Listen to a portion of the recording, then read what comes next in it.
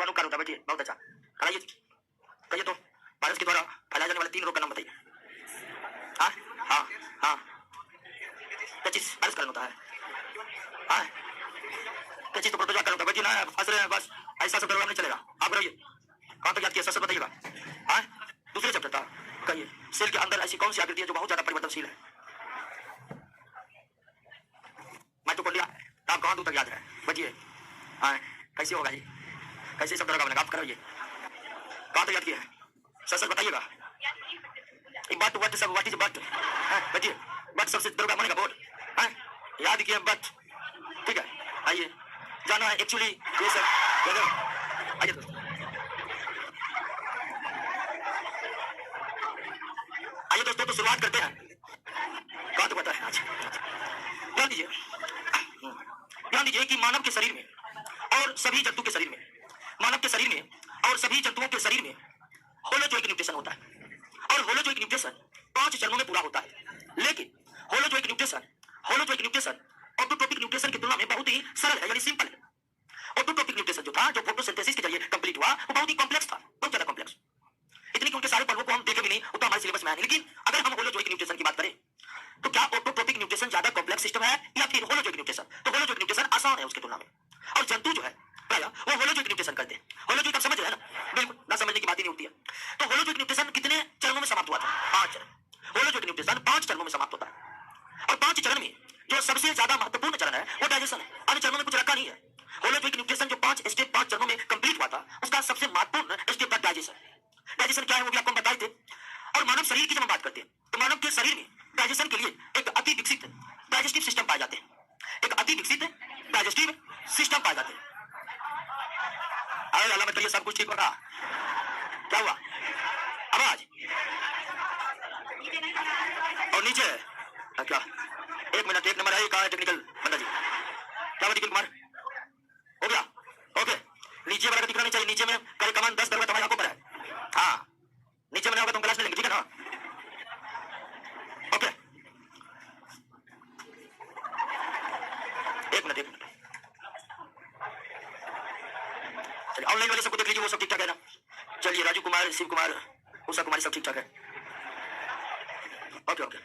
तो holozoic nutrition जो 5 step में कंप्लीट होता है, उनका सबसे महत्वपूर्ण स्टेप डाइजेशन। ध्यान दीजिएगा लोग, ध्यान दीजिएगा, सब कुछ क्लास में याद होगा, घर पर सिर्फ रिवीजन करना रह जाएगा। तो डाइजेशन सबसे ज्यादा महत्वपूर्ण होलोजोइक न्यूट्रिशन में। और मानव के शरीर में डाइजेशन के लिए बहुत ही विकसित डाइजेस्टिव सिस्टम पाए जाते हैं। और मानव शरीर को, मानव सभी जंतुओं में सबसे विकसित है, तो उसका तो विकसित होगा ही होगा। और यही डाइजेस्टिव सिस्टम भोजन का पाचन करता है। और कोई भी सिस्टम हो, मानव के शरीर में कोई भी सिस्टम हो, उसमें कई सारे अंग और ऊतक होते हैं जो मिलकर एक खास काम करते हैं। तो मानव का ये डाइजेस्टिव सिस्टम क्या है? तो मानव का डाइजेस्टिव सिस्टम कुछ अंग और ऊतकों का समूह है। इनमें कुछ ग्रंथियां भी शामिल है जो भोजन का क्या करते हैं? पाचन करते हैं। और ये डाइजेस्टिव सिस्टम दोस्तों हमारे माउथ से शुरू होकर लार्ज इंटेस्टाइन पर आकर के क्या होता है? खत्म होता है। हमारे माउथ से शुरू होकर लार्ज इंटेस्टाइन पर आकर के क्या होता है? समाप्त होता है। डाइजेस्टिव सिस्टम की शुरुआत कहां पर होती है? माउथ से होती है। और ये समाप्त कहां पर होता है? लार्ज इंटेस्टाइन, यानी कहां पर आकर? बड़ी आंत तक आकर। और माउथ से लेकर के बड़ी आंत तक डाइजेस्टिव सिस्टम में कई और अंग और कई ग्रंथियां भी शामिल है। डाइजेस्टिव सिस्टम की शुरुआत हमारे माउथ से होती है और ये खत्म कहां पर होता है? लार्ज इंटेस्टाइन पर आकर के खत्म होता है। लेकिन इनके बीच में और भी कई अंग और भी कई ग्रंथियां शामिल है। और जितने भी डाइजेस्टिव सिस्टम के अंग और ग्रंथियां शामिल है दोस्तों, डाइजेस्टिव सिस्टम के जितने भी अंग और ग्रंथियां हैं, सभी इस नली आकार के संरचना में आपस में जुड़े रहते हैं। सभी नली आकार के संरचना में आपस में क्या होते हैं? जुड़े होते हैं। और ये जो नली आकार की संरचना जिससे डाइजेस्टिव सिस्टम के सभी अंग एवं ग्रंथियां जुड़े होते हैं, इस संरचना का नाम है दोस्तों एलिमेंट्री कैनाल। क्या नाम है दोस्तों? Alimentary canal. क्या नाम है इसका? एलिमेंट्री कैनाल, यानी इसका नाम है दोस्तों आहार। डाइजेस्टिव सिस्टम की शुरुआत कहां से होती है? माउथ से होती है, मुंह से होती है। खत्म कहां पर होता है? लार्ज इंटेस्टाइन पर होता है। और माउथ से लेकर लार्ज इंटेस्टाइन तक एक लंबी नली है। और इन नलियों में और भी कई अंग और ग्रंथियां जुड़े हुए हैं, जिसको एक एक करके हम पढ़ने वाले हैं। तो डाइजेस्टिव सिस्टम के अंग और ग्रंथियां जो आपस में एक नली आकार की संरचना से जुड़े हुए हैं, इस नली आकार के संरचना को क्या कहते हैं? आहार नाल कहते हैं, एलिमेंट्री कैनाल कहते हैं। और इस एलिमेंट्री कैनाल की लंबाई माउथ से लेकर लार्ज इंटेस्टाइन तक कितना है?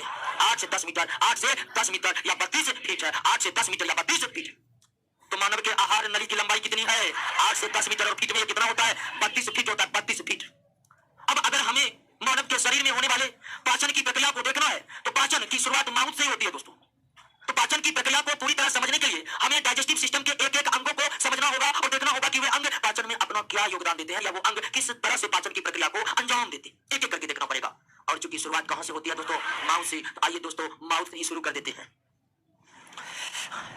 माउथ, वैसे इसको दोस्तों हम क्या कहते हैं, बक्कल कैविटी कहते हैं। आम बोलचाल की भाषा में से माउथ कहा जाता है, मुख गुहा कहा जाता है। मानव के डाइजेस्टिव सिस्टम की शुरुआत कहां से होती है, मुख गुहा से होती है। मुख गुहा डाइजेस्टिव सिस्टम का, माउथ डाइजेस्टिव सिस्टम का पहला अंग है। पहला अंग, सोने वाला जागिए, पहला अंग है। अब ये मुख गुहा कैसा होता है बताने की जरूरत है दोस्तों, सबके घर में ना रोज देख आते हैं मुंह कैसा है, ठीक है। तो माउथ के बारे में ज्यादा कुछ बताना नहीं है। बक्कल कैविटी एक बंद कमरे की समान संरचना है, बंद कमरे की समान संरचना है जो माउथ नामक द्वार से खुलता है और जबड़े और होठों के माध्यम से बंद हो जाता है, समान सी बात है। ये जो बक्कल कैविटी है इसके बारे में बताने की जरूरत नहीं है, ये नित्य प्रतिदिन हम रोज देखते हैं कि बक्कल कैविटी कैसा है। तो इस बक्कल कैविटी की संरचना एक बंद कमरे की समान है जिसका द्वार क्या है दोस्तों, माउथ। और ये बंद होते हैं जबड़े और होठों के माध्यम से। दो जबड़े हैं ऊपर और नीचे, जिसमें नीचे वाला जबड़ा गतिशील रहता है, ऊपर वाला जबड़ा कांस्टेंट बना रहता है। ऊपर वाला जबड़ा क्या रहता है, कांस्टेंट रहता है, और नीचे वाला जबड़ा क्या होता है, गतिशील। तो दो जबड़े में केवल कौन जबड़े गतिशील है, निचले जबड़े ही गतिशील होकर बक्कल कैविटी को बंद करते हैं और फिर माउथ को खोलते हैं, यही निचला जबड़ा गतिशील होकर। तो दो जबड़े में केवल निचले वाले जबड़े गतिशील है, ऊपर वाले जबड़े जो है वे हमेशा कांस्टेंट बना रहता है, हमेशा कांस्टेंट बना रहता है। तो बक्कल कैविटी के बारे में बताने की कोई जरूरत नहीं, लेकिन इस बक्कल कैविटी में तीन महत्वपूर्ण संरचना पाई जाती है। एक टीथ पाया जाता है, दूसरा टोंग्यू पाया जाता है और तीसरा पाया जाता है सेलेब्री ग्लैंड। सेलेब्री ग्लैंड, सेलेब्री ग्लैंड, ठीक है। बक्कल कैविटी में कौन कौन सी संरचनाएं पाई जाती है, टीथ, टोंग्यू और सेलेब्री ग्लैंड। सेलेब्री ग्लैंड को हिंदी में क्या कहते हैं, लार ग्रंथि कहते हैं, क्या कहते हैं। और इनके बिना तो पाचन की हम कल्पना ही नहीं कर सकते दोस्तों। डाइजेस्टिव सिस्टम का पहला अंग मुख गुहा, यहीं से इसकी शुरुआत होती है। डाइजेस्टिव सिस्टम का न सिर्फ पहला अंग मुख गुहा है बल्कि पाचन की भी शुरुआत यहीं से हो जाती है। और बक्कल कैविटी की जो तीन संरचनाएं, टीथ, टोंग्यू और लार ग्रंथियां, यानी दांत, जीभ और लार ग्रंथियां, इसके बिना तो हम कल्पना ही नहीं कर सकते हैं कि पाचन आसानी से हो जाएगा दोस्तों। पाचन में इनका बहुत बड़ा रोल है, या यूं कहिए इनके बिना पाचन नहीं संभव है दोस्तों। तो जब ये तीनों महत्वपूर्ण संरचनाएं हैं तो फिर हमको एक एक करके समझना पड़ेगा कि दांत कैसे है, किन चीजों से बने होते हैं, कितने प्रकार के होते हैं। फिर टोंग्यू को देखेंगे और फिर लार ग्रंथि को। तो आइए एक एक करके मुख गुहा के इन तीन महत्वपूर्ण संरचनाओं को हम समझने का प्रयास करते हैं। यहाँ पे कोई दिक्कत नहीं। मानव की जो जितने भी डाइजेस्टिव ऑर्गन है, क्या वे नलियाकार की संरचना में जुड़े होते हैं या झिझक तरीके से जुड़े होते हैं, सारे नलियाकार की संरचना में जुड़े होते हैं। मानव के आहार नाल की लंबाई कितनी होती है, 8 से 10 मीटर होती है। मानव के आहार नाल का सबसे प्रथम भाग क्या है, मुख गुहा या क्या है, माउथ है। जिनमें पचने के लिए कौन सी महत्वपूर्ण संरचना है, आइए दोस्तों टीथ पर। टीथ ये प्लूरल नंबर है और सिंगुलर नंबर आपको पता है टूथ होता है। क्या होता है, टूथ होता है। टीथ दोस्तों, दांतों के बारे में समझना। दांतों की एक पूरी लंबाई को ना 3 हिस्सों में बांटा जाता है। दांतों की पूरी लंबाई को कितने हिस्सों में बांटे जाते हैं, 3 हिस्सों में बांटे जाते हैं दोस्तों, 3 हिस्सों में। दांत का वह हिस्सा जो आपको दिखता है, यानी जबड़े के ऊपर है, जो आपको आंखों से दिखता है, उस हिस्सा को कहा जाता है क्राउन। क्या कहा जाता है, दांत का लगभग आधा हिस्सा जबड़े के नीचे धंसे हैं, जबड़े के नीचे धंसे हैं। दांत का लगभग आधा हिस्सा जबड़े के नीचे धंसे हैं, और जबड़े के नीचे जो धंसे हुए हैं उस भाग को क्या कहते हैं, रूट कहते हैं। उस भाग को क्या कहते हैं, तो दांत का वो हिस्सा जो जबड़ा के भीतर है उसे क्या कहा जाता है, रूट कहा जाता है। दांत का जो हिस्सा आपको दिख रहा है, जो रोज देखते हैं, जिस पर बरस मारते हैं, वो क्या है, क्राउन है, वो क्या है दोस्तों। और इन दोनों हिस्सों के बीच में एक पतला भाग होता है, ठीक है। इन दोनों के हिस्से में पतला परत होता है दांत का, जिसे दोस्तों क्या कहते हैं, नेक कहते हैं। दांत का ऊपर वाला भाग आपको दिख रहा है, नीचे जो धंसा हुआ है, तो नीचे जो धंसा उसके ठीक थोड़ा सा पतला होता है ऊपर वाले भाग से। उस पतले भाग को क्या कहते हैं, नेक कहते हैं। नेक कहते हैं, गर्दन कहते हैं। यानी कि क्राउन के ठीक नीचे नेक है और रूट के ठीक ऊपर नेक है। दोनों के बीच के भाग को क्या कहते हैं, तो एक दांत के संपूर्ण हिस्से को कितने भागों में बांटा जाता है, 3 हिस्सों में बांटा जाता है, क्राउन, रूट एंड नेक। दांतों के वे भाग जो हमें दिखाई पड़ रहे हैं वो क्राउन और नेक है, नेक भी दिखाई पड़ती है, ठीक है ना। जहां से दांत जबड़े में धंसना शुरू किया वही क्या है, नेक है। तो क्लियर हुआ, एक दांत के संपूर्ण लंबाई को कितने भागों में बांटा जाता है, क्राउन, नेक और क्लियर हो गया। दांत के वे भाग जो जबड़े के ऊपर है उसे क्या कहते हैं, क्राउन कहते हैं। जो जबड़े के नीचे उसे रूट कहते हैं। दांत के क्राउन और रूट के बीच के पतले भाग को नेक कहते हैं। अब दोस्तों ये जो दांत होते हैं, इनकी संरचना को बनाने में, दांत की संरचना को बनाने में, एक दांत के निर्माण में भी 3 हिस्से भाग लेते हैं। एक दांत की पूरी लंबाई को हम 3 भागों में बांटे हैं। अब दांत जिन जिन पदार्थों से बना हुआ है वो भी 3 प्रकार के हैं। वो भी कितने प्रकार के हैं, 3 प्रकार के हैं। पहला दोस्तों पल्प कैविटी। पहला क्या है, पल्प कैविटी। ये दांत के सबसे भीतरी भाग जिसमें ब्लड वेसल्स तथा नर्व्स यानी कि तंत्रिका पाई जाती है। दांत के सबसे भीतरी भाग दांत के सबसे भीतरी भाग जिनमें ब्लड वेसल तथा तंत्रिका सूत्र पाए जाते हैं, तंत्रिका सूत्र पाए जाते हैं, उसे हम क्या कहते हैं? पल्प कैविटी कहते हैं। क्या कहते हैं? पल्प कैविटी कहते हैं। पल्प कैविटी दांत के एकदम भीतरी हिस्सों का निर्माण किसके द्वारा होता है? पल्प कैविटी के द्वारा होता है। दांत के सबसे भीतरी भागों का निर्माण किसके द्वारा होता है? पल्प कैविटी के द्वारा होता है। दांत के किस भाग में रक्त नलियां पाई जाती है? पल्प कैविटी में पाई जाती है। दांत के किस भाग में तंत्रिका सूत्र पाए जाते हैं? पल्प कैविटी में पाए जाते हैं। दांत के अन्य किसी भी हिस्से में ब्लड वेसल्स या तंत्रिका सूत्र पाए नहीं जाते हैं। दांत के अन्य किसी भी हिस्से में ब्लड वेसल्स और तंत्रिका सूत्र नहीं पाए जाते। लेकिन दांत का जो ये सबसे भीतरी भाग जो पल्प कैविटी ना है, पल्प कैविटी, इसको इंजन कहते हैं मज्जा हुआ। दांत का जो ये सबसे भीतरी भाग है पल्प कैविटी, ये दांत के बहुत ही कम हिस्सों को तैयार करता है। ये ज्यादा से ज्यादा 10% भाग ही तैयार कर पाता है। दांतों का दोस्तों लगभग कितना प्रतिशत भाग तैयार कर पाता है? 10% ही भाग तैयार कर पाता है। दांत के जो अधिकांश भाग हैं 80 से 85% भाग एक खास प्रकार के उत्तक किसके बने होते हैं? डेंटाइन के बने होते हैं। दांत का अधिकांश भाग का जो निर्माण होता है दोस्तों, दांत के अधिकांश भाग का निर्माण जो होता है वो किसके द्वारा होता है? डेंटाइन के द्वारा होता है। किसके द्वारा होता है? डेंटाइन एक प्रकार का उत्तक है। क्या है? उत्तक। और ये बहुत ही मजबूत उत्तक है दोस्तों, हड्डी से भी ज्यादा मजबूत उत्तक है। कौन? डेंटाइन। ये दांत के अधिकांश हिस्सों को तैयार करता है, अधिकांश हिस्सों को तैयार करता है। अब दांत का जो तीसरा भाग है दोस्तों, दांत का जो तीसरा भाग है उसका नाम है एनामेल। उसका नाम क्या है? और यह भाग जो है केवल क्राउन पर पाया जाता है। ठीक है, केवल क्राउन पर पाया जाता है। एनामेल आपको रूट और नेक पर पाया नहीं जाता है। केवल किस पर पाया जाता है? एनामेल जो है वह केवल दांत के किस हिस्से पर पाए जाते हैं? क्राउन पर पाए जाते हैं दोस्तों। और एनामेल हमारे शरीर की बहुत ही दोस्तों मजबूत भाग है, सबसे कड़ा भाग है एनामेल। और यह सबसे कड़ा भाग इसलिए है कि यह कैल्शियम फॉस्फेट का बना है दोस्तों। किसका बना है? कैल्शियम फॉस्फेट का बना हुआ है। किसका बना हुआ है? कैल्शियम फॉस्फेट का बना हुआ है। एनामेल वास्तव में क्या है? कैल्शियम फॉस्फेट है। और ये हमारे शरीर के, ये मानव शरीर के सबसे कड़े भाग है, सबसे मजबूत भाग है। और एनामेल जो है दोस्तों, एनामेल यानी कि वास्तव में क्या है? Calcium phosphate. वास्तव में क्या है? Calcium phosphate. कैल्शियम फॉस्फेट का रंग क्या होता है? उजला होता है। इसीलिए दांत भी आपको कैसा दिखाई पड़ते हैं? उजला। हम दांत के केवल क्राउन वाले हिस्से को देखते हैं और उन क्राउन वाले हिस्से के ऊपर में कैल्शियम फॉस्फेट अर्थात एनामेल का परत चढ़ा हुआ है। और कैल्शियम फॉस्फेट का प्राकृतिक रंग क्या होता है? उजला होता है। इसीलिए दांत हमें देखने में कैसे प्रतीत होते हैं? उजले प्रतीत होते हैं। नहीं तो दांत के लगभग 80 से 85% भाग कौन तैयार कर रहा था? डेंटाइन। और डेंटाइन का रंग पीला होता है। कैसा होता है? पीला होता है। लेकिन आपको दांत पीले नहीं दिखते हैं क्योंकि उस डेंटाइन के ऊपर क्राउन वाले भाग में परत चढ़ा होता है। किसका? एनामेल का चढ़ा होता है, जो उजला होता है। इसीलिए दांत हमें उजले प्रतीत होते हैं। क्लियर हो गया? कोई दिक्कत नहीं ना? तो दांत कितने प्रकार के पदार्थों से बना हुआ है? या एक दांत का जो निर्माण होता है वो इन 3 चीजों से होता है। पहला पल्प कैविटी, दूसरा डेंटाइन और तीसरा एनामेल। और तीसरा क्या हो गया? एनामेल। क्लियर हो गया दोस्तों? समझ गए? कोई दिक्कत नहीं। मानव शरीर का सबसे कड़ा भाग कौन है? एनामेल। वास्तव में कौन से यौगिक है? कैल्शियम फॉस्फेट है। कैल्शियम फॉस्फेट का एनामेल के परत रूट और नेक पर भी होते हैं? नहीं होते हैं। केवल किस पर होते हैं? क्राउन पर होते हैं। दांत के अधिकांश हिस्सों को कौन तैयार करता है? डेंटाइन तैयार करता है। दांत के अधिकांश हिस्से को डेंटाइन तैयार करता है। और दांत के सबसे भीतरी भाग को क्या कहते हैं? पल्प कैविटी कहते हैं। दांत के सबसे भीतरी भाग को क्या कहते हैं? पल्प कैविटी कहते हैं। और पल्प कैविटी में ही ब्लड वेसल्स और नर्व्स पाए जाते हैं, तंत्रिका सूत्र पाए जाते हैं। तो एक दांत के पूरी संरचना को हम कितने भागों में बांटे दोस्तों? 3 भागों में। क्राउन, रूट और दांत के संरचना को तैयार करने में जो 3 हिस्से भाग लिए हैं वे कौन कौन है? क्लियर? अब दोस्तों हमारे माउथ में जो पहली बार दांत आते हैं, ठीक है, पहली बार दांत आते हैं हमारे माउथ में, जो पहली बार दांत आते हैं या जब शिशु जन्म लेते हैं और जन्म के ठीक बाद जो दांत आते हैं उसे क्या कहते हैं? उसे क्या कहते हैं? मिल्क टीथ कहते हैं। उसे क्या कहते हैं दोस्तों? मिल्क टीथ कहते हैं। शिशु के जन्म के ठीक बाद जो दांत आते हैं, शिशु के जन्म के ठीक बाद जो दांत आते हैं उसे क्या कहते हैं? मिल्क टीथ कहते हैं। उसे क्या कहते हैं दोस्तों? मिल्क टीथ कहते हैं। Milk teeth. और मिल्क टीथ की संख्या दोस्तों, मिल्क टीथ की संख्या टोटल कितना होता है? 20 होता है। 10 ऊपर वाले जबड़े में और 10 नीचे वाले जबड़े में। तो शिशु के जन्म के ठीक बाद जो दांत निकलते हैं, शिशु के जन्म के ठीक बाद जो दांत निकलते हैं वो मिल्क टीथ कहलाते हैं। और मिल्क टीथ की कुल संख्या 20 होती है। 10 ऊपर वाले जबड़े में और 10 नीचे वाले जबड़े में। 10 ऊपर वाले जबड़े में और 10 नीचे वाले जबड़े में। लेकिन जैसे ही शिशु 6 से 7 वर्ष की आयु पूरी कर लेती है, जैसे ही शिशु 6 से 7 वर्ष की आयु पूरी कर लेती है तो एक एक करके मिल्क टीथ टूटने लगते हैं। ध्यान दीजिए, एक एक करके मिल्क टीथ क्या होने लगते हैं? टूटने लगते हैं। अर्थात शिशु के सभी मिल्क टीथ एक साथ नहीं टूटते हैं, एक एक करके टूटते हैं। और जब एक एक करके टीथ टूटते हैं तो उसके जगह पर नए टीथ आते जाते हैं। उसके जगह पर नए टीथ आते जाते हैं। और जब मिल्क टीथ टूटने के बाद पुनः नए टीथ आते हैं तो उसे क्या कहते हैं? परमानेंट टीथ कहते हैं। उसे क्या कहते हैं? परमानेंट टीथ कहते हैं। जिसकी कुल संख्या दोस्तों कितनी होती है? 32 होती है। 16 ऊपर वाले जबड़े में और 16 नीचे वाले जबड़े में।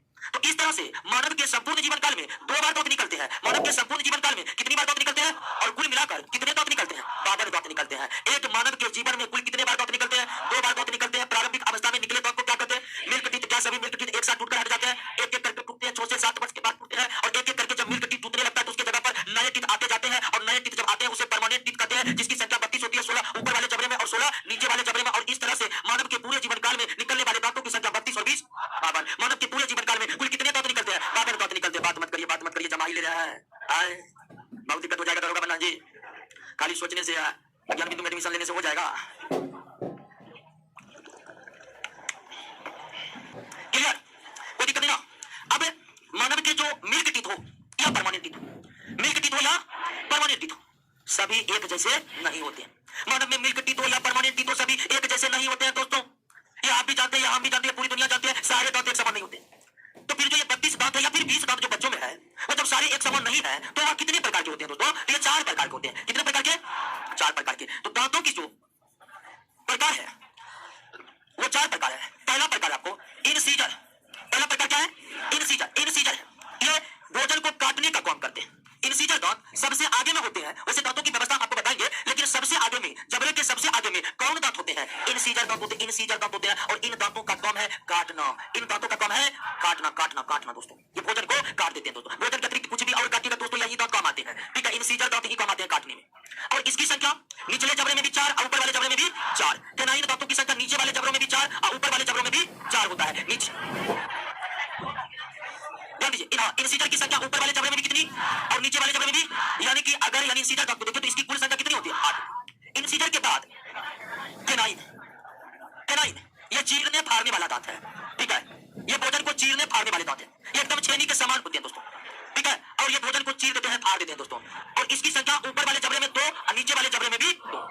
उसके बाद दोस्तों तीसरा टाइप है बिरी मोलर और चौथा टाइप है मोलर। चौथा टाइप है मोलर और इन दोनों दांत का काम है चबाना। ठीक है, दोनों दांतों का काम है चबाना। हालांकि मोलर दांत जो होते हैं ये भोजन को पीस देते हैं दोस्तों। चबाने का मुख्य काम किसके द्वारा होता है? बिरी मोलर के द्वारा होता है। ये दांतों को पीस, जैसे आटा चक्की में गेहूं में पिसाता है, मोलर दोस्तों ऐसे भोजन को पीस डालते हैं। तो कुल मिलाकर मानव के मुंह में जो 32 दांत है उनमें कितने प्रकार के दांत है? 4 प्रकार के दांत है। इनसीजर, कैनाइन, प्रीमोलर और प्रीमोलर की संख्या आप देखिएगा दोस्तों, ऊपर और नीचे इसकी भी संख्या कितनी? 4। मोलर की संख्या 6। ठीक है, मोलर की संख्या, अर्थात मानव के मुंह में सबसे ज्यादा दांत किस प्रकार के हैं? मोलर के हैं। मानव के मुंह में सबसे ज्यादा दांत किस प्रकार के हैं? मोलर का। तो जो 32 दांत है दोस्तों वो 4 प्रकार के, इनसीजर, कैनाइन, प्रीमोलर और मोलर। इनसीजर, कैनाइन, प्रीमोलर और मोलर। इनसीजर दांत का काम है काटना, कैनाइन का काम है चीरना और प्रीमोलर का काम है चबाना, मोलर का काम है पीसना। या आप चबाना भी काट सकते हैं। ठीक है, कोई इसमें दिक्कत नहीं है। इन चारों दांत की संख्या ऊपर और निचले जबड़े में कैसे होते हैं वो आप समझ ही गए दोस्तों, कोई दिक्कत नहीं है। अब आइए दांतों की व्यवस्था को समझ लेते हैं। यानी कि ये जो 4 प्रकार के दांत हैं ये जबड़े में कैसे व्यवस्थित है? तो जिस तरह दांतों की व्यवस्था निचले जबड़े में है, सेम टू सेम ऊपर वाले जबड़े में।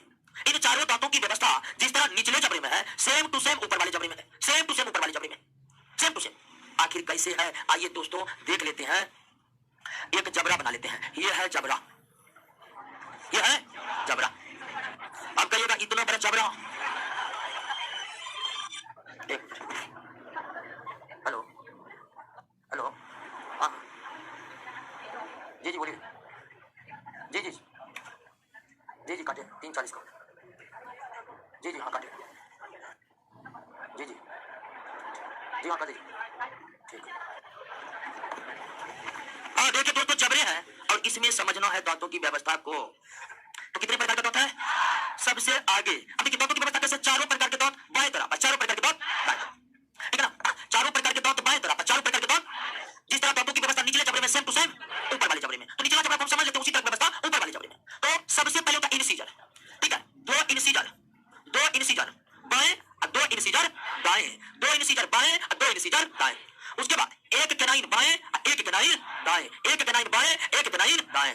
उसके बाद दोस्तों 2 प्रीमोलर बाएं और 2 प्रीमोलर दाएं, 3 मोलर बाएं और 3 मोलर दाएं, 3 मोलर दाएं। यही दांतों की व्यवस्था है। इसी तरह हमारे जबड़ों में दांत दोस्तों व्यवस्थित रहते हैं। 4 प्रकार के दांत दाएं तरफ, 4 प्रकार के दांत बाएं तरफ। जिस तरह की व्यवस्था निचले जबड़े में उसी तरह की व्यवस्था ऊपर वाले जबड़े में। तो दांतों की व्यवस्था कैसी है देख लिए। सबसे देखिए इनसीजर निचले जबड़े में टोटल 4, तो 2 बाएं और 2 दाएं। उसके बाद कैनाइन 1 बाएं 1, प्रीमोलर 2 बाएं 2, मोलर 3 बाएं 3। तो दांतों की व्यवस्था किस प्रकार से है हमारे जबड़ों में? दांतों की व्यवस्था किस प्रकार है हमारे जबड़ों में? इसमें कोई कंफ्यूजन रह गया दोस्तों? बताइए कोई कंफ्यूजन है तो कुल मिलाकर गण लीजिए। तो 16 पूरा कि नहीं पूरा? पूरा गणिए, 1 2 करके गणिए। क्लियर? तो 16 दांतों की व्यवस्था जिस तरह निचले जबड़े में सेम टू सेम, ऊपर वाले जबड़े में सेम टू सेम, ऊपर वाले जबड़े में कोई दिक्कत नहीं दोस्तों। दांतों की व्यवस्था को दोनों कर लीजिए, जगह खाली छोड़ा हुआ है नोट में।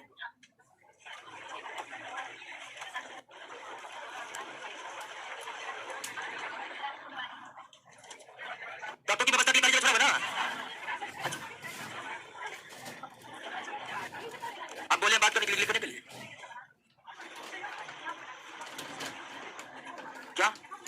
कहीं बनाइए ना, हमको खाली याद करने से मतलब, कहीं बना लीजिए, अरे तो दांत में देख लीजिए, सब चेक कर लीजिए, मुंह में चेक कर लीजिए, ठीक है। ना तो बच्चा जैसे लिख रहा है उसके बाद सी, अरे जल्दी से लिखिए ना। नमक दसवां को पढ़ाए हैं बहुत दिन, कुछ समय तक नमक दसवां पढ़ाए, बच्चा सबको लिखाना। राम जाता है सर, सर राम के बाद, ठीक है, क्लियर हो गया। अब ध्यान दीजिए कि बच्चों में तो दांतों की संख्या 20 ही होती, यानी मिल्क टीथ की संख्या कितनी, 20। अब मिल्क टीथ की संख्या अगर 20 है दोस्तों, तो वे कौन से दांत हैं जो बच्चों में अर्थात मिल्क टीथ में नहीं होता है। तो ध्यान दीजिए, बच्चों में प्री मोलर नहीं पाए जाते हैं, बच्चों में प्री मोलर और अंतिम मोलर भी नहीं पाए जाते, अंतिम मोलर भी।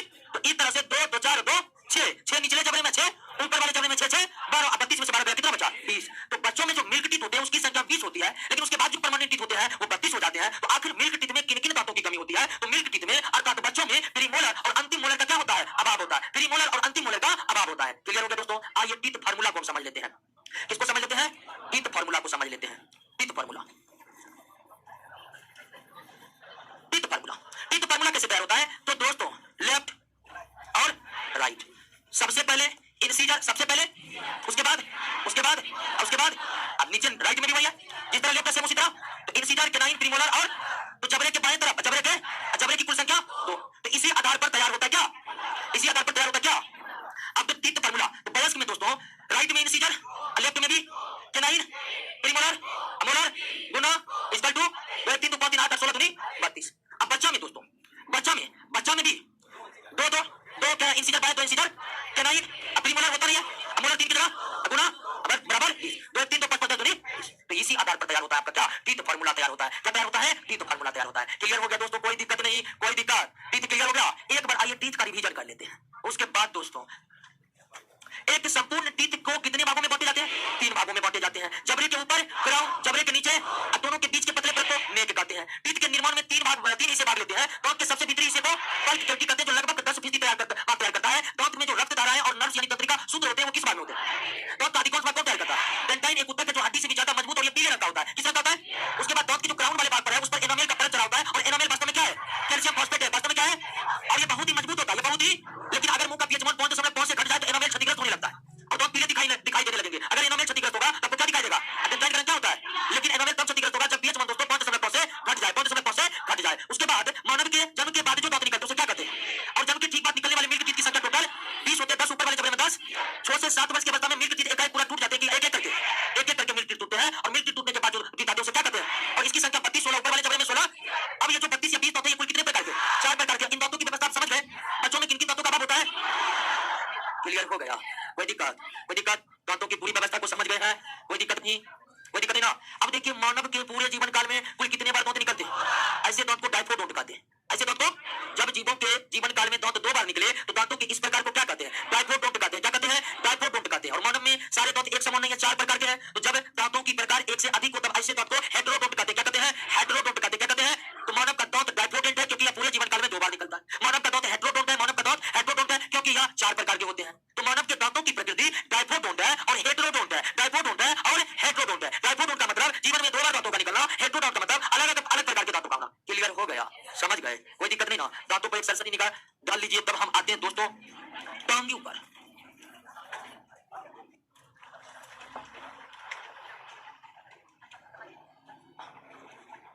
कितने एज तक 32 टीथ हो जाते हैं, एक प्रश्न है कि कितने एज तक 32 टीथ हो जाते हैं।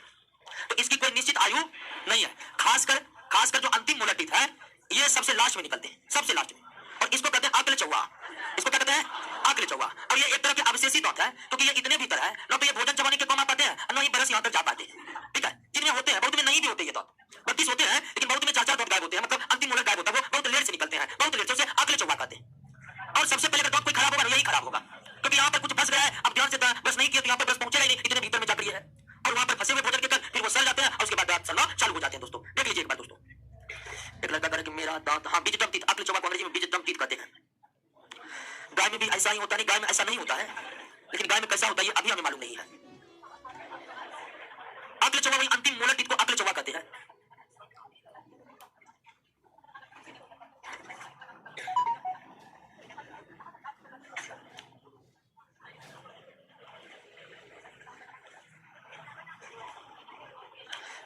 आइए दोस्तों, एक क्वेश्चन है कि टीथ का पीएच स्केल नीचे हो जाएगा, टीथ का नहीं, मुंह का पीएच स्केल नीचे नीचे आ जाएगा तो उसे कैसे ठीक करिएगा?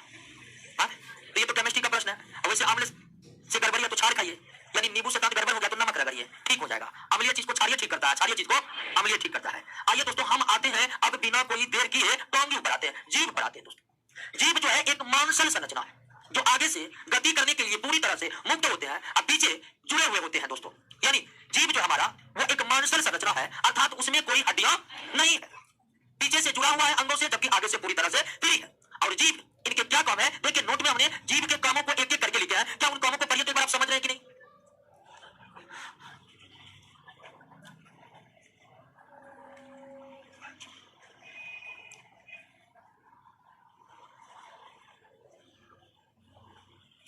उसमें कोई दिक्कत है कि जीभ क्या काम करते हैं? जीभ का सबसे मुख्य काम है भोजन से स्वाद को ग्रहण करना।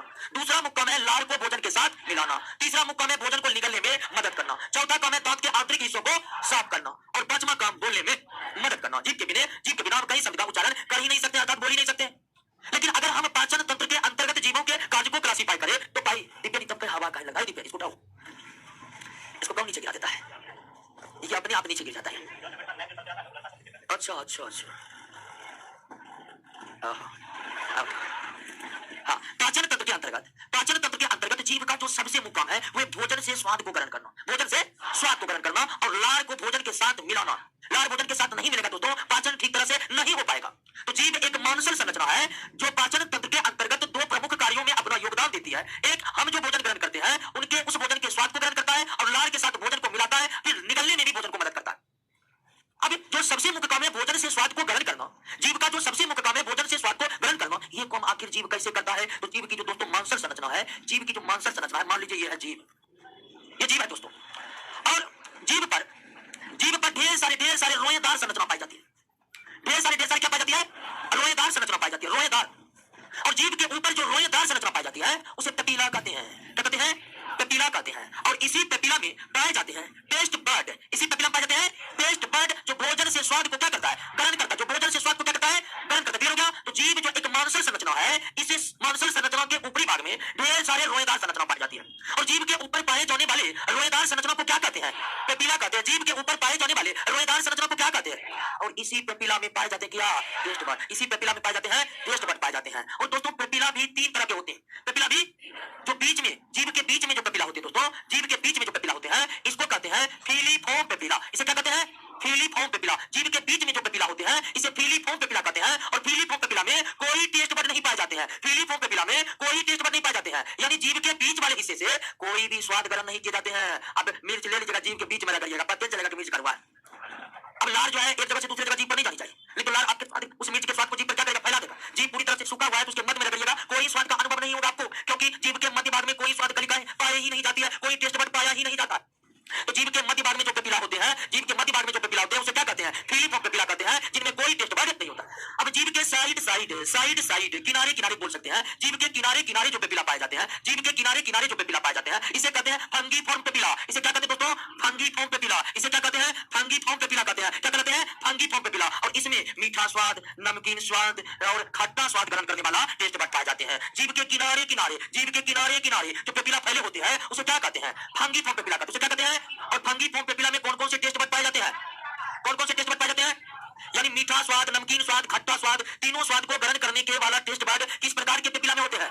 यानी आप कह सकते हैं कि जीभ में स्वाद क्षेत्र मुख्यतः किनारे है, बीच में कुछ पेपिला जो होते हैं जीभ के सबसे अंतिम भाग में होते हैं, जीभ के सबसे अंतिम भाग में होते हैं, जीभ के सबसे अंतिम भाग में होते हैं। और ये पेपिला प्रायः मोटा होता है, यानी पेपिला की अपेक्षा क्या होता है? मोटा होता है। कुछ पेपिला जीभ के अंतिम भाग में होते हैं जो इन सब पेपिला की अपेक्षा थोड़ा क्या होता है? मोटा होता है। जो इन सब पेपिला की अपेक्षा थोड़ा क्या होता है? मोटा होता है। और इस पेपिला को दोस्तों कहते हैं सरकमवेलेट पेपिला। क्या कहते हैं? सरकमवेलेट पेपिला। और इससे कौन सा ग्रहण होता है? स्वाद, तीखा स्वाद। तीखा कई लोग कड़वा भी बोलते हैं, तो तीखा या फिर कड़वा स्वाद जो ग्रहण होता है वो जीभ के सबसे अंतिम भाग में, क्योंकि कड़वा या तीखा स्वाद ग्रहण करने वाले टेस्ट बड किस पेपिला में पाए जाते हैं? तीखा या कड़वा स्वाद ग्रहण करने वाला पेपिला किस तीखा या कड़वा स्वाद ग्रहण करने वाला टेस्ट बड किस पेपिला में होते हैं? तो पेपिला कितने प्रकार के? जीभ एक मांसल संरचना है जिसके ऊपर में जिसके ऊपर में ढेर सारे रोएदार संरचनाएं पाई जाती है। इन रोएदार संरचनाओं को पेपिला कहते हैं। और इसी पेपिला में पाए जाते हैं क्या? टेस्ट बड पाए जाते हैं। क्या पाए जाते हैं? टेस्ट बड पाए जाते हैं, जिससे स्वाद ग्रहण होता है। जीभ के मध्य हिस्से में जो टेस्ट बड होता है उसे क्या कहते हैं? फीलिफॉर्म में कोई टेस्ट बड नहीं पाए जाते। जीभ के बीच वाले हिस्से में कोई स्वाद कलिकाएं अर्थात टेस्ट बड नहीं होता है। जीभ के किनारे फैले पेपिला को क्या कहते हैं? फंगीफॉर्म पेपिला। और फंगीफॉर्म पेपिला में मीठा, नमकीन और खट्टा स्वाद ग्रहण करने वाला दोस्तों टेस्ट बड पाए जाते हैं। और जीभ के अंतिम हिस्से में थोड़ा मोटा पेपिला पाया जाता है, जिसे हम क्या कहते हैं, कभी ऑमली दिए होंगे तो अंतिम में मोटा जैसा कुछ आपको बुझाया होगा, वो सरकमवेलेट पेपिला है, जिनमें तीखा या कड़वा स्वाद ग्रहण करने वाले पेपिला पाए जाते हैं। क्लियर हो गया, बात समझ गए। अब देखिए फंगीफॉर्म पेपिला में तो 3 प्रकार के स्वाद कलिकाएं हैं। अब तीनों प्रकार के स्वाद कलिकाएं हर क्षेत्र में नहीं फैले हुए, तो जीभ के किस क्षेत्र में कौन कौन सी स्वाद कलिकाएं हैं उसको एक बार आप फिर से समझिए दोस्तों। ये है जीभ, और यहां से मीठा, यहां से नमकीन, यहां से खट्टा, कौन बोला है, यहां से खट्टा, यहां से खट्टा, यहां से तीखा, कुछ नहीं। तो जीभ के भिन्न भिन्न हिस्सों में जो स्वाद कलिकाएं फैली हुई है वह कुछ इस प्रकार है दोस्तों।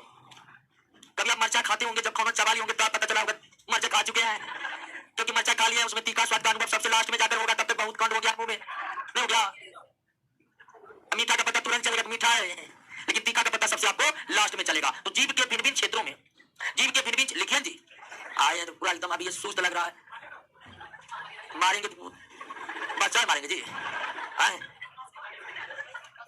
रोशन सरपंच आदमी लेकर चलते हैं पटना में, क्या हम अकेले चलने वाले लोग घेरिए लेगा बोलिंग रोड में, तब किसी का कोई ठीक है, रोशन से चलते आगे पीछे चला आदमी रहता है, मारेगा फरियाल का। हाँ सो तुम अकेले काफी है।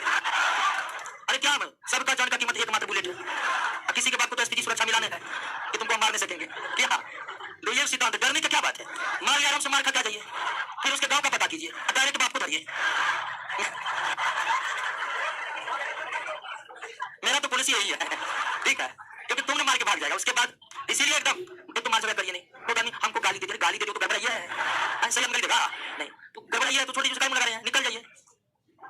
मारने तो आराम से मार खाइए, आंख दिखाते रहिए ताकि पता चले बाद में कुछ होगा।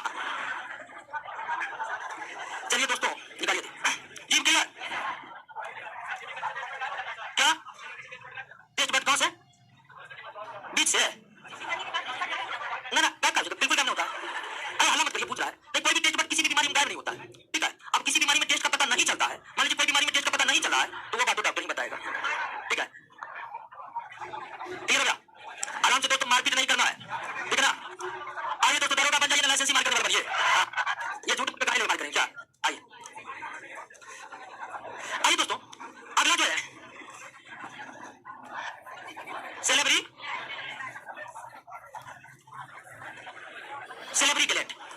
ग्लैंड यानी क्या, लार ग्रंथि, सेलेब्री ग्लैंड, लार ग्रंथि। अब लार ग्रंथि ये भी मुंह में, टीटे टोंगियों में कोई दिक्कत नहीं, सारे प्रश्न जितने भी टीटो टेंगू संग आपको बनेगा तो बना के देख लीजिएगा, नोटे में है उसमें बन रहा है। सेलेब्री ग्लैंड, लार ग्रंथि, मानव के बक्कल कैविटी में यानी कि माउथ में 3 जोड़ी लार ग्रंथियां होती है, कितनी जोड़ी, और इसका नाम है दोस्तों पेरोटिड, दूसरा है सबलिंगुअल और तीसरा है सबमेंडिबुलर। तो मानव के बक्कल कैविटी में 3 जोड़ा लार ग्रंथि पाई जाती है। अब इसको हमेशा हम जोड़ा बोलते हैं क्योंकि एक बाएं तरफ है एक दाएं तरफ है, इसलिए हमेशा इसको जोड़ा बोलते हैं। पेरोटिक लार ग्रंथि जो है ये कान के पास है, यानी जहां पे कान है ना, ठीक यानी कि यहां पर है दोस्तों, एक बाएं एक दाएं, कान के पास, बक्कल कैविटी में कान के पास है, एक बाएं है एक दाएं है। सबलिंगुअल जो है दोस्तों ये जीभ के बगल में है, जीभ के एक दाएं तरफ एक बाएं तरफ। और सबमेंडिबुलर जो है ये जबड़े के नीचे है, निचले जबड़े के नीचे है, ऊपर वाले जबड़े के नहीं, निचले जबड़े के नीचे है, एक बाएं तरफ है और एक। तो मानव के बक्कल कैविटी में, मानव के मुंह में कुल 3 जोड़े लार ग्रंथि पाए जाते हैं, और इसको हम जोड़ा ही बोलते हैं, 6 नहीं बोलते। जोड़ा इसलिए बोलते हैं दोस्तों, जोड़ा इसलिए बोलते हैं कि एक बाएं तरफ और एक दाएं तरफ। पेरोटिड लार ग्रंथि बक्कल कैविटी में ठीक कान के पास है, एक बाएं कान के पास एक दाएं कान के पास। सबलिंगुअल जीभ के बगल में एक बाएं तरफ एक दाएं तरफ। सबमेंडिबुलर जबड़े के नीचे एक बाएं तरफ दाएं तरफ, और सबमेंडिबुलर निचले जबड़े के नीचे में। और इन तीनों लार ग्रंथि में सबसे बड़ा जो है दोस्तों, इन तीनों लार ग्रंथि में सबसे बड़ा जो है वो कौन है, पेरोटिड लार ग्रंथि, सबसे बड़ा जो है वो पेरोटिड लार ग्रंथि सबसे बड़ा। अब इन तीनों जोड़ी लार ग्रंथि से प्रतिदिन 1 से 1.5 लीटर दलाल निकलते। 1 से जो 1.5 लिखा हुआ है नोट में थोड़ा गलत टाइप से लिखा हुआ है, 1 से 1.5 लीटर, 1 से 1.5 लीटर। इन तीनों जोड़े लार ग्रंथि से, इन तीनों जोड़े लार ग्रंथि से प्रतिदिन कितने लार निकलते हैं, 1 से 1.5 लीटर लार निकलते हैं। कितने लार निकलते हैं, 1 से 1.5 लीटर। और आपको हम इंटरेस्टिंग फैक्ट बता दे रहे हैं कि एक व्यक्ति अपने पूरे जीवन काल में इतना लार निकालता है कि उसे 2 स्विमिंग पूल भरे जा सकते हैं, 2 स्विमिंग पूल भरे जा सकते हैं, इतना लार निकालता है दोस्तों।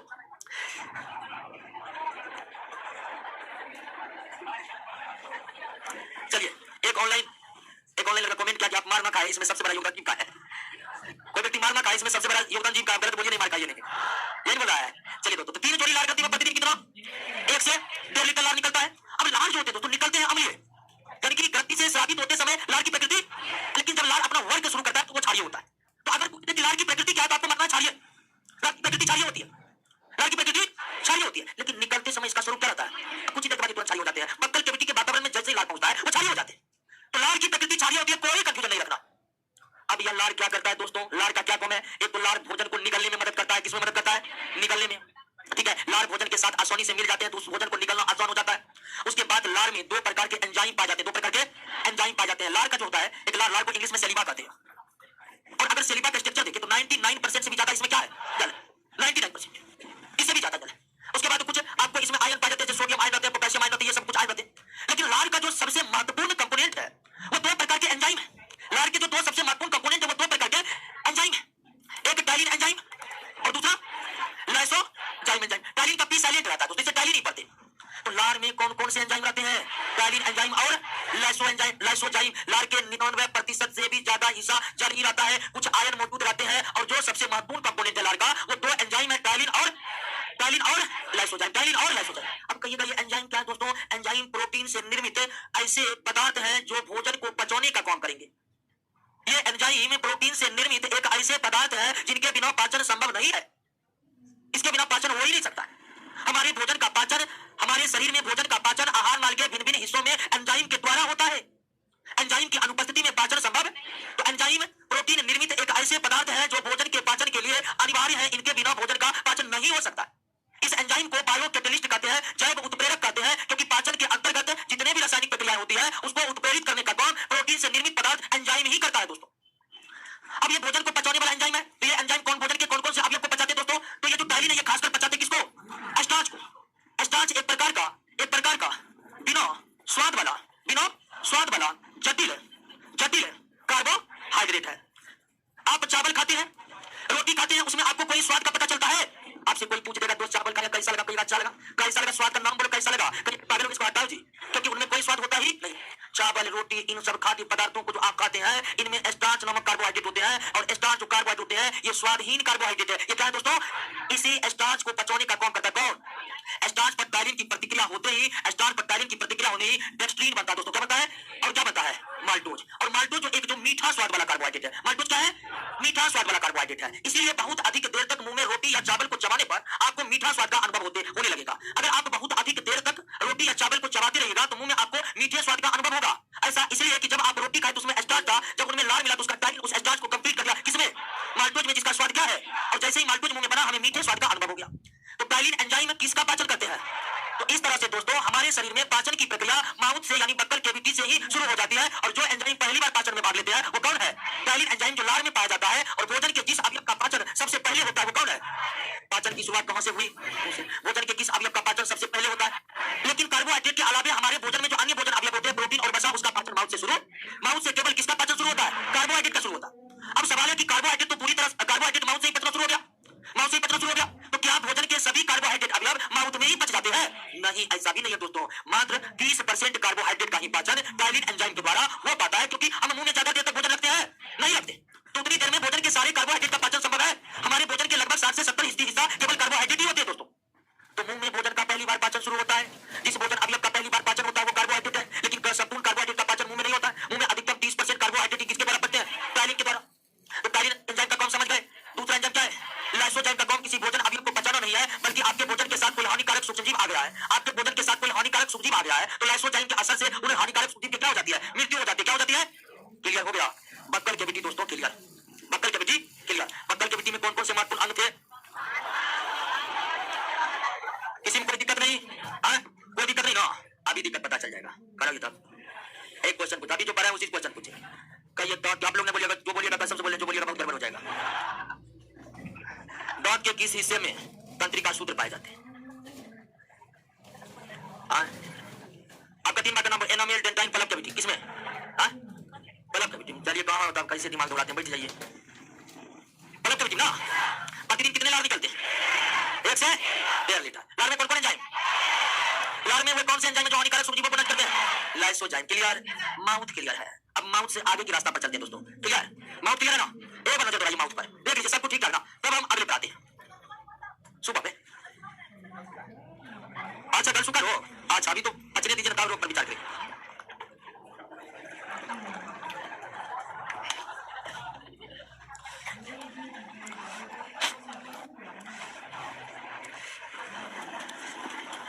गर्ल शुक्र रोग के बारे में पूछे थे, टेंशन ले लीजिए, वो पेरोटिड होती है, ठीक है ना? हाँ, अभी पेरोटिड लाल ग्रंथि में वायरस का संक्रमण होने से, ठीक है, होता है। तो एक दो पॉइंट के लिए टेंशन नहीं लेना, पहले समझिए। पेरोटिड होता है, सबलिंगुअल होता है, हाँ? पेरोटिड होता है, अच्छा अच्छा, पेरोटिड होता है। आइए दोस्तों, अब हम माउथ के अगले हिस्से पर जाएंगे। अब माउथ के बाद का जो हिस्सा है उसका नाम है फेरिंग्स। उसका नाम क्या है? फेरिंग्स, ग्रसनी। मुख गुहा के पीछे के भाग को क्या कहते हैं? ग्रसनी कहते हैं, फेरिंग्स कहते हैं। मुख गुहा के पीछे किसे को क्या कहते हैं दोस्तों? फेरिंग्स कहते हैं, फेरिंग्स। अब यहाँ पर जानते हैं बहुत गड़बड़ सरबर व्यवस्था बना हुआ है। फेरिंग्स जो मुख गुहा के पिछला भाग है दोस्तों, यहाँ एक बहुत ही गड़बड़ व्यवस्था है, लेकिन गड़बड़ व्यवस्था पूरी तरह से ठीक है। लेकिन व्यवस्था क्या है दोस्तों? फेरिंग, नाक वाली नली जाकर खुला और मुंह वाली नली ये भी जाकर खुला, कहां पर? फेरिंग्स में, ग्रसनी में। ग्रसनी वो भाग है, नाक की जो नली है वो भी यहीं आकर खुलता है, मुंह की नली यहीं आकर खुलता है। अब फेरिंग्स के पास दोस्तों, फेरिंग्स के पास दो छिद्र है। फेरिंग्स के पास कितने छिद्र है? दो छिद्र। फेरिंग्स के पास कितने छिद्र है? ये ऐसे इधर का हो रहा है, अच्छा। फेरिंग्स, तो फेरिंग्स की स्थिति है दोस्तों कि माउथ वाली यानी कि बक्कल के भी जाकर खुलता है और नाक वाली भी नली जाकर खुलता है, कहां पर? फेरिंग्स, दोनों यहीं पर खुलता है, दोनों यहीं पर।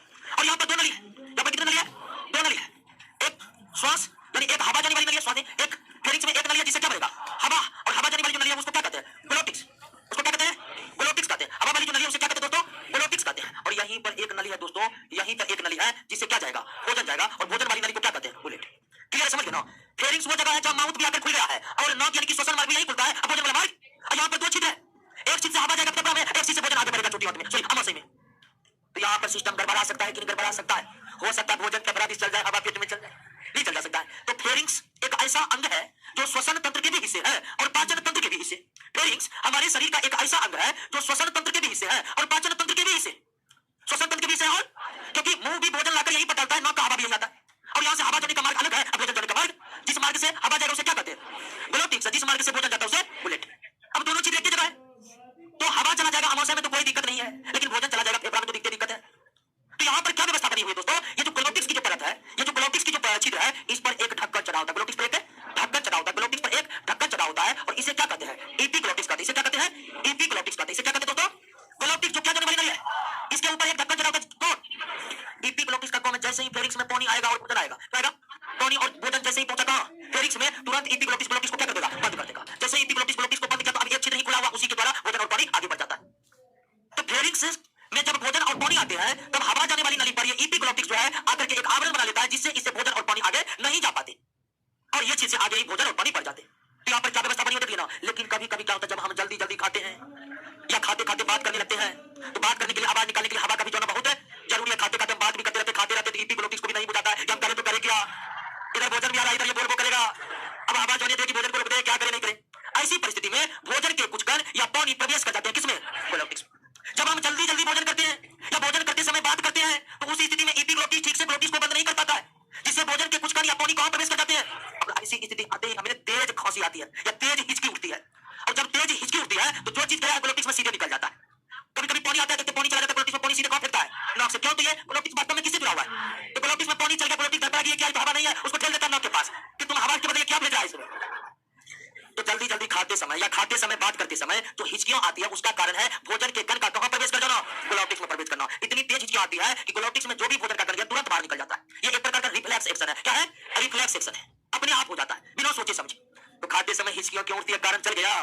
लोग कहते कोई याद कर रहा है। इस जमाने में लगता है कोई किसी को याद करेगा, बहुत खराब जमाना, कोई किसी को याद करता नहीं है। गलत ने 100% सही बोलते, गलत कुछ गलत नहीं दोस्तों। जरूरत पड़ने पर, अच्छा जरूरत पड़ने पर, मार करने पर, सब तक तो याद करवे नहीं करेगा। क्या क्लियर हो गया? Pharynx clear? फेरिंग्स के पेपर पर ये तो बात लिखा हुआ है, वो आप समझ रहे हैं कि नहीं?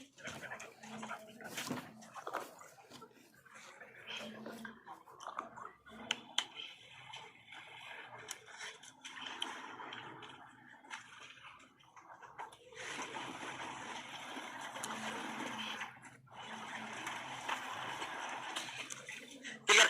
कोई दिक्कत नहीं ना?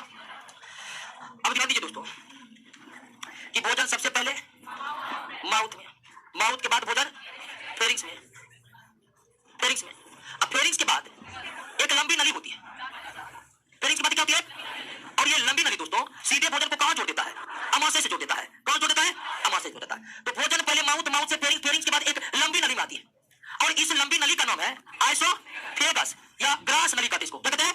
अब फेरिंग्स को हिंदी में ग्रसनी कहते हैं, आइसोफेगस को क्या कहते हैं?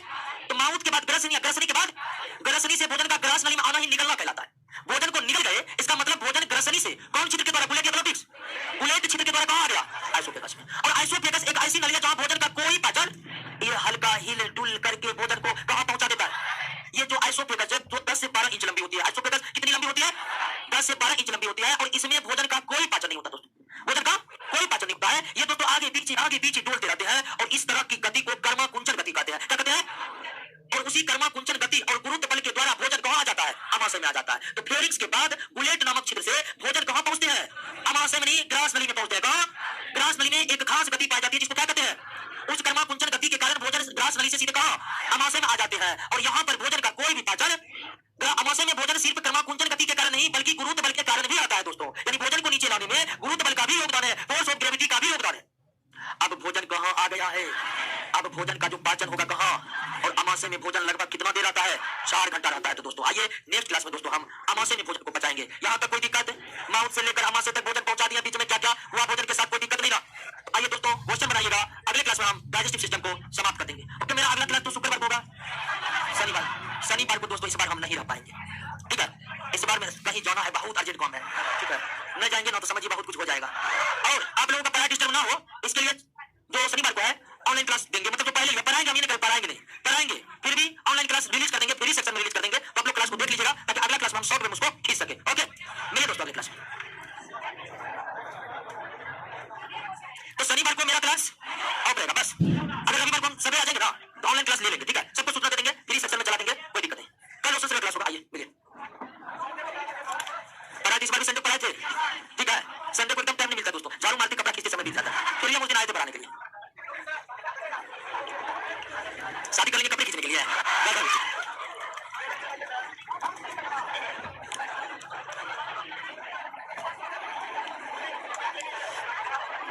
चलिए अजीत कुमार यादव फ्राइडे को लीजिए, फ्राइडे को रोशन सर लेंगे। कुछ छोटे छोटे पौधे हरे पौधों पर उगते हैं और वो पौधे प्रकाश संश्लेषण करते हैं कि नहीं करते हैं? तो अगर वो पौधे हरे हैं तो निश्चित तौर पर उनमें क्लोरोफिल है और वो प्रकाश संश्लेषण करते हैं। लेकिन शाखाओं पर उगने वाले पौधे अगर हरे नहीं है तो उसमें क्लोरोफिल नहीं है, उसका मतलब वो परजीवी पौधा है।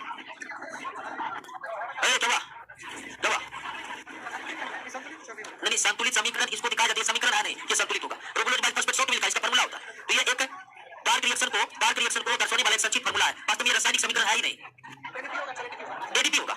हाँ, नहीं डार्क रिएक्शन, ये डार्क रिएक्शन को दर्शाने का शॉर्ट तरीका है। वही हाँ कौन? हाँ नहीं, छोटा बच्चा छोटा होगा। हाँ, जो भी ताकत दे रहा है वो वयस्क और स्वस्थ व्यक्ति का है, बच्चा का छोटा होगा। नहीं पूछेगा, वो पूछेगा किताब में दे लेना तो कौन सा बताए। अजय कुमार दरभंगा से कौन सा है? सॉरी भागलपुर से बहुत आदमी है दोस्तों। प्रीति कुमारी, कुंदन पीसी, मृत्युंजय शर्मा, अभिनव चौधरी, राजेश रंजन, सुनील कुमार, मनीषा रॉय, तारकेश्वर सिंह, मयंक कुमार, प्रीति कुमारी, अजित कुमार, मोनू आलम, भूपेश कुमार, सोनू कुमार, युवराज सिंह, मोनू आलम, अमित कुमार, सतीश कुमार, भूपेश कुमार। चलिए दोस्तों मिलते हैं नेक्स्ट क्लास में। एंटीबल के तहत क्या आता है? एलिमेंट्री कनाल के तहत सभी पाचन तंत्र से संबंधित अंग आते हैं। फिलहाल अभी जो चीज पढ़ाए हैं वो दोनों में एलिमेंट्री कनाल में आते ही आते हैं।